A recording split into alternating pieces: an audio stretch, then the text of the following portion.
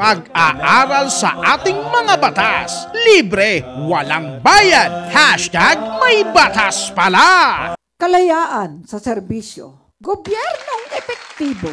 Anong dapat nating aralin ngayon? Yun.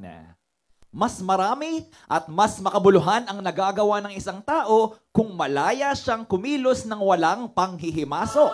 Ganito rin sa isang ahensya ng gobyerno. Kung malaya itong gampanan ang tungkulin nito, mas nakatutok ito sa kapakanan ng publiko, hindi sa pansariling interes o politikal na impluensya. Kapag walang nakikialam, walang naguudyok ng gulo, at walang nagmamanipula, mas maayos ang serbisyo, mas epektibo ang pagpapatupad ng batas, at mas malayo sa kontrobersiya. Ayan, at ganito nga po ang sitwasyon ng Public Attorney's Office, isang malayang tanggapan, pero ano nga ba ang ibig sabihin po nito?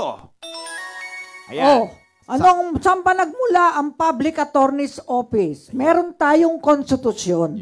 Sa ligang batas, yan ang fundamental law of the land. Correct. Okay? Ano ang mahalagang probisyon ng saligang batas o 1987 Constitution na nasisilbing pundasyon ng PAW? Ayon po sa Section 11 ng Article 3, Bill of Rights ng ating 1987 Constitution, hindi dapat ipagkait sa sinumang tao ang malayang pagdulog sa mga hukuman at sa mga kalupunang malapanghukuman at sa sapat na tulong pambatas ng dahil sa karalitaan. Mula sa prinsipyong ito, isinilang ang mandato ng PAW, ang tiyaking may libreng serbisyong legal ang mga mahihirap. Ayan. At tungkuling ito ay higit pang pinagtibay sa pamamagitan ng Republic Act number 9406 o mas kilala bilang Paulo na nagbigay ng mas matibay na legal na batayan sa misyon ng PAW na ipagtanggol ang mga nangangailangan. Ano ba sinasabi ng Republic Act number 9406 o Paulo? Ayon po sa Republic Act number 9406, ang PAW, ang pangunahing tanggapan ng gobyerno Principal Law Office of the Government na nagbibigay ng libreng tulong legal sa mga mahihirap. Saklaw nito ang mga kaso sa kriminal, sibil, kasong administratibo at iba pang tinatawag na quasi-judicial cases o kasong dinidinig sa labas ng isang husgado. Walang ibang ahensya ng gobyerno ang may kaparehong mandato ng PAW dahil ito lamang ang binigyan ng pinakamahalagang tungkulin sa pagbibigay ng libreng serbisyong legal.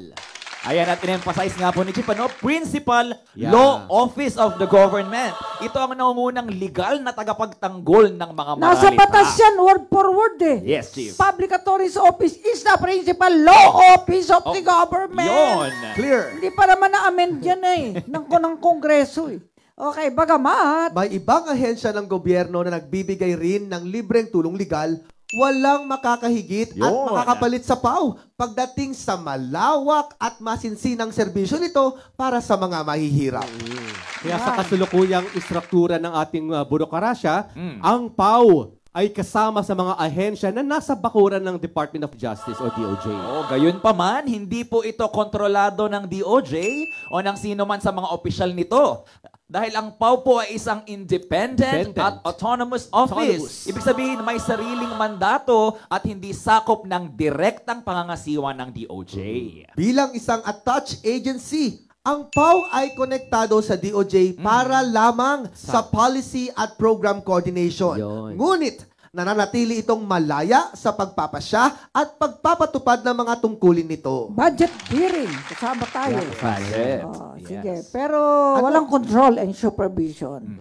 Okay, ayon sa Administrative Code of 1987, may tatlong uri ng ugnayang administratibo sa pagitan ng mga ahensya ng gobyerno. Una, supervision and control.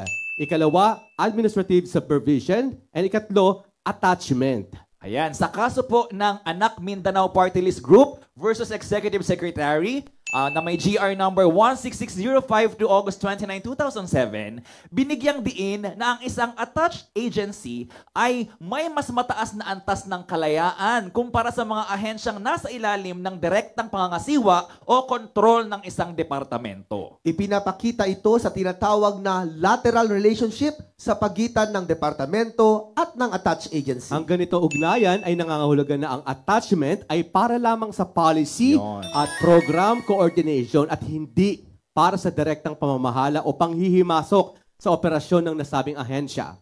Ngayon, pwede bang panghimasukan ng Na, isang departamento ang attached agency? Nako, ang sagot po ay hindi. Dahil nilinaw po ito ng Korte Suprema sa kasong Corona versus Court of Appeals, GR number 97356, September 30, 1992. Ayon po sa desisyon, ang isang attached agency ay malaya mula sa kontrol at pangangasiwa ng departamento pagdating sa mga usaping administratibo. Ang kalayaang ito ay lalo pang pinagtibay ng prinsipyo na kahit ang isang ahensyang nasa ilalim ng administrative supervision ay hindi maaring pakialaman ng isang departamento pagdating sa mga appointment Okay. at iba pang aksyong may kinalaman sa mga tauhan nito. Ito ay alinsunod sa decentralization of personnel functions na nakasaad sa Administrative Code of 1987 na naglalayong bigyang kalayaan ang mga ahensya sa kanilang internal operations. At tandaan, Ayan, bagamat ang Public Attorney's Office o PAO ay isang attached agency ng Department of Justice o DOJ, ito ay independent at autonomous. Ibig sabihin, hindi ito saklaw ng direktang kontrol o supervisyon ng Department of Justice. May sariling kapangyarihan ang PAO at hindi maaaring pakialaman ng ibang ahensya o sangay ng gobyerno sa mga desisyon nito, maliban na lamang kung labag ito sa umiiral na mga batas at regulasyon.